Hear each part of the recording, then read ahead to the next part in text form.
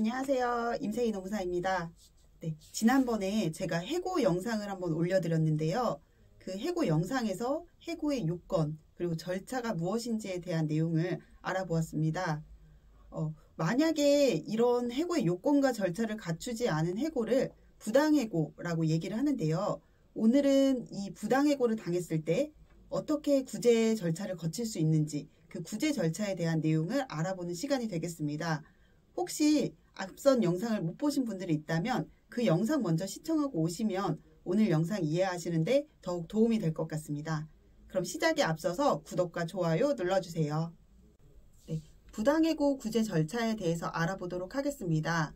부당해고란 사용자가 정당한 해고 사유 없이 근로자를 내보냈거나 아니면 해고의 요건과 절차를 갖춰야 되는 법 내용을 지키지 않고 근로자를 내보냈을 때를 의미합니다. 근로자의 입장에서 이렇게 부당한 해고를 당했다라고 하면 그 구제 절차가 대표적으로 노동위원회의 구제 절차를 진행할 수가 있습니다. 노동위원회의 구제 신청은 해고를 당한 날로부터 3개월 이내에 신청을 하시면 되고요. 이렇게 노동위원회의 구제 절차를 신청하고 나면 그 사실관계를 조사를 하게 됩니다. 사실관계 조사가 마무리가 되면 노동위원회의 신문회의가 잡히게 되는데요. 이 신문회의에서 근로자위원과 사용자위원, 공익위원을 통해서 결과가 판정이 나게 됩니다. 신문회의 결정이 나면 판정문이 한 30일 안에 송달이 될 거고요. 그 판정문을 송달받은 날부터 10일 이내에 중앙노동위원회라는 곳에 재심 신청을 하실 수가 있습니다. 재심 절차 역시 앞서 말씀드린 절차와 동일하게 진행이 될 거고요.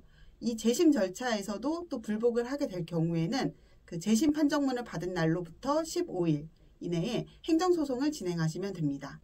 부당해고 구제 신청을 하려면 제일 먼저 부당해고 등 구제 신청서라는 서식을 다운받으셔서 그 내용을 기재하신 후에 관할 지방노동위원회에 접수를 하시면 됩니다.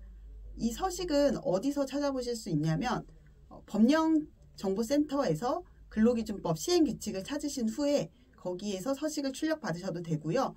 민원24 사이트를 통해서도 이 서식을 출력하실 수 있습니다.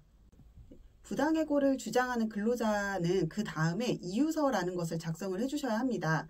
이 이유서는 이 해고 자체가 왜 부당한지, 어떤 사실관계에 의해서 이 해고가 이루어졌는지에 대한 내용을 자세하게 기재하는 서류를 말하는데요.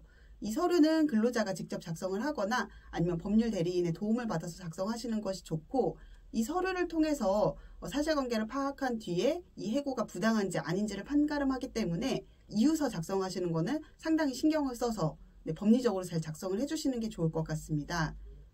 그리고 사측에서는 이 이유서를 받은 다음에 사업주 측에서 왜 이 해고를 할 수밖에 없었는지, 그리고 이 해고에 대한 사실관계가 사업주 입장에서는 어땠었는지에 대한 답변서를 제출을 해주셔야 합니다.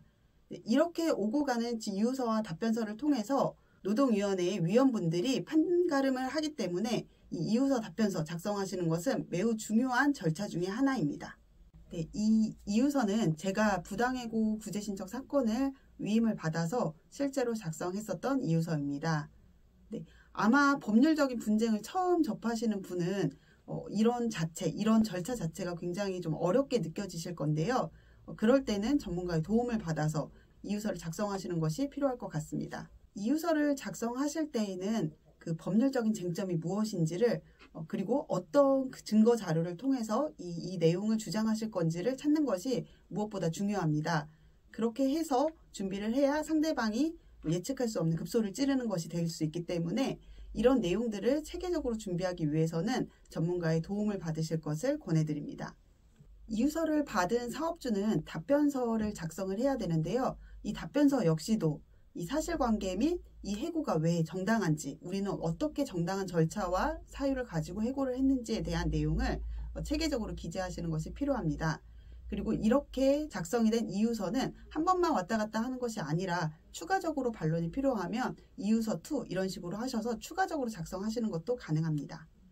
노동위원회에서 한번 부당해고다, 아니다 이렇게 판정이 났다면 그 판정을 뒤바꾸는 일은 사실 굉장히 어렵습니다.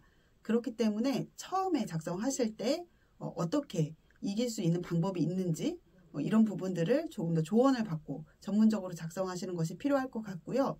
네, 그리고 이유서하고 답변서, 양식은 노동위원회 사이트를 통해서 그 양식을 다운받아서 쓰실 수가 있습니다. 이유서와 답변서가 충분히 오고 간 다음에는 이제 신문회의라는 것이 개최가 됩니다. 신문회의는 총 5명의 위원이 참석을 하게 되고요. 근로자 측과 사용자 측이 당일에 우리가 제출한 이유서 내용을 바탕으로 해서 위원분들의 질문에 대답을 하고 답변을 하는 시간을 갖습니다. 네, 위원분들은 총 5분이라고 말씀드렸는데 그 중에 3명의 공익위원분들이 사건을 판정을 하게 됩니다. 네, 보통 신문회의는 1시간에서 2시간 정도 진행이 되고요. 이 신문회의 결과는 당일에 문자로 통보가 됩니다. 문자 결과는 대표적으로 이 사건을 인용한다, 또는 이 사건은 이유가 없기 때문에 기각한다, 또는 요건 자체가 성립되지 않기 때문에 각하한다, 이렇게 판정이 나오게 됩니다.